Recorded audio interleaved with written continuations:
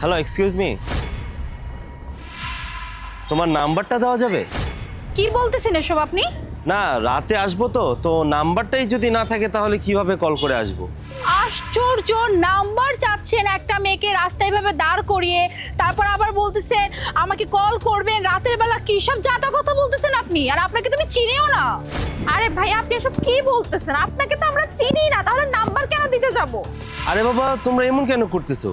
তোমরাই তো সাথে নিয়ে ঘুরতেছো, আর আমি বলাতে তোমরা রাগ দেখাচ্ছো। আর আশ্চর্য, আপনার সমস্যাটা কোথায়? হ্যাঁ, আপনি এইভাবে পাবলিক প্লেসে একটা মেয়েকে দাঁড় করিয়ে রেখে তার কাছে নাম্বার চাচ্ছেন, আবার বলতেছেন যে আপনি তার বাসায় যাবেন রাতের বেলা। ফাইজলামি করতেছেন এগুলো।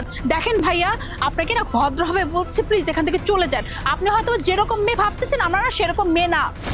আহ বেবি, তুমি মনে হয় লজ্জা পাচ্ছ, বুঝতে পেরেছি। এটা আসলে পাবলিক প্লেস তো, এই জন্য।